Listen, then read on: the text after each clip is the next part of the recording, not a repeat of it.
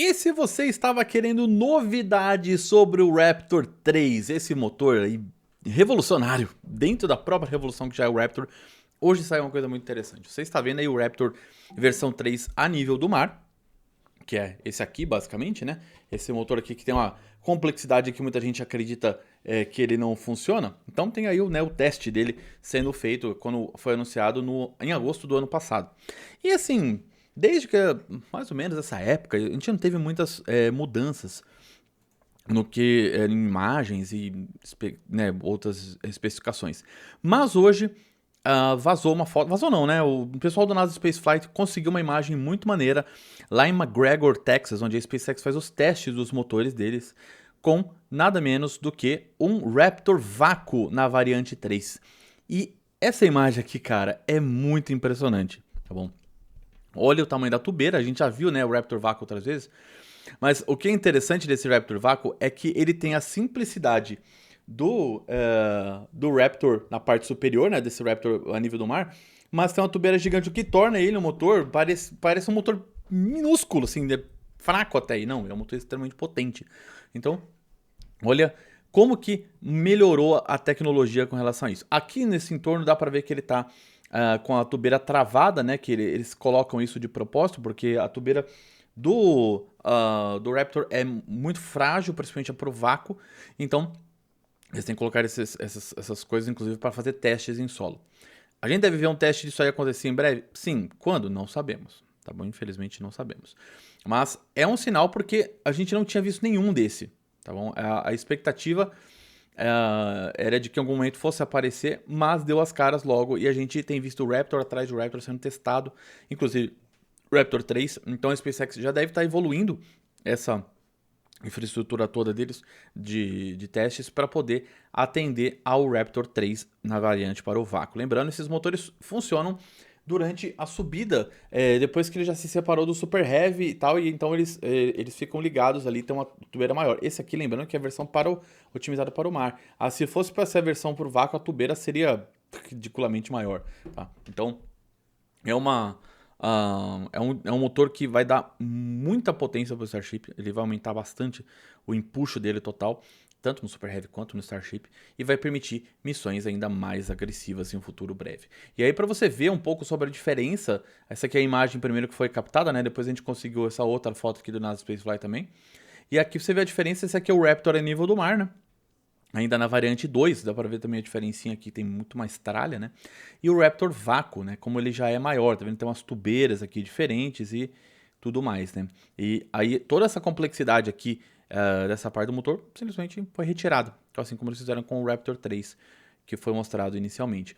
E a outra coisa interessante é que os dados deles são bem diferentes, né? O Raptor a nível do mar tem 3,1 metros de altura, o Raptor 3 atual também não é muito diferente disso, bobeou, é exatamente a mesma altura. O diâmetro 1,3 metros. E aí, se você vai para o vácuo, ele já vai para 2,3 metros de diâmetro e 4,6 metros de altura, quase 5 metros de altura. Então, é um motor bem maior e ele é mais eficiente. Todo motor para o vácuo ele tem uma eficiência maior que os motores para a atmosfera, porque quando você tem os gases saindo aqui do motor, a gente vai ter uma compressão no caso da atmosfera.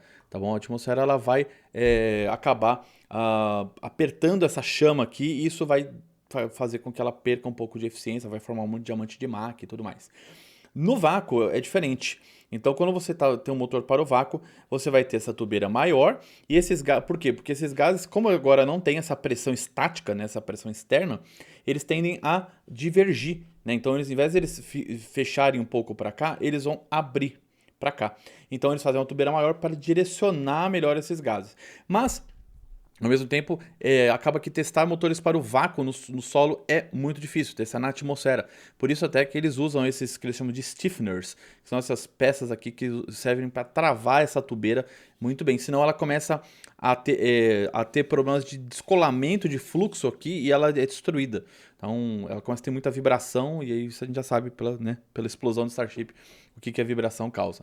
Então é um avanço legal e muito bonito. Agora esse Raptor 3, agora vamos comparar os Raptors ao longo da vida dele, né? Então se você pegar aqui o Raptor 1, essa árvore de Natal aqui, que a maioria dos motores é assim, tá? Cheio de tralha, cheio de coisa. E esse Raptor aqui já era uma revolução, tá bom? Já era um motor muito avançado. E aí passou para o Raptor 2, que a complexidade, nossa, mas diminuiu muito. É impressionante já como diminuiu. Você vê que boa parte das tubulações foi simplesmente embutida ou retirada. Um monte desses sensores, válvulas, foi tudo integrado de uma maneira mais inteligente.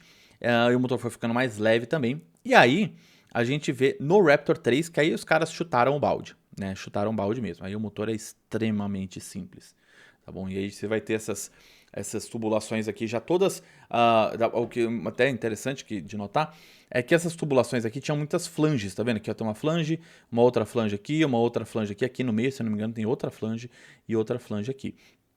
Já no Raptor 2 já diminuiu a quantidade de flanges um pouquinho, mas no 3 não tem mais, só tem uma flange aqui, ó. Isso dando um exemplo só dessa tubulação aqui, que sai da parte de metano aqui.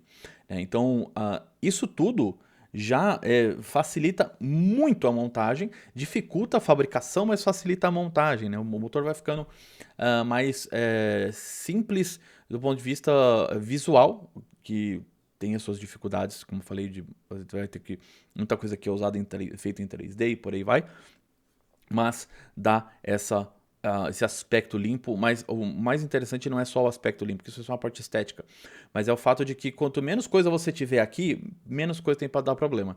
Motores de foguete, eles estão lá trabalhando em temperaturas muito altas aqui, né, daqui da metade para baixo, muito alto, né, essa parte toda das turbobombas, e tá entrando propelente muito frio aqui. Então tem partes aqui no foguete que tá passando 500 atmosferas com alta temperatura, 300 atmosferas com combustível propelente, no caso criogênico. Então isso tudo causa vários problemas de estresse, de dilatação térmica e contração térmica, que é uma receita para dar problema.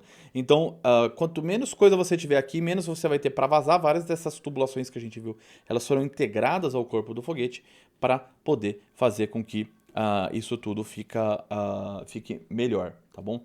Então, a SpaceX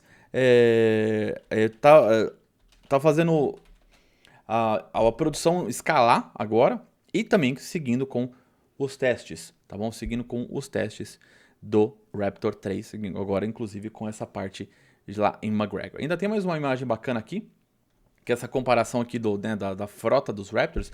Então aqui você vai ver os motores, aqui já tem o Raptor 2 para o vácuo, e aí você vê que ele tem aquele monte de tubulação e tal. Então pensa esse Raptor aqui, com essa parte toda super simples, vindo para cá, né? Como que isso não vai ajudar o motor a ficar ainda mais potente, tá bom? Então aqui, se a gente olhar essa parte dos dados, ele tem 258 toneladas força, né? Isso é a versão para o vácuo, e a versão para o mar, opa, perdão, aqui que é o Super Heavy, a versão para o mar são 230 toneladas. Só que a versão 3, né, a variante 3, ela vai para 280 toneladas. Então você vai ter um aumento ali de 30% ali de empuxo.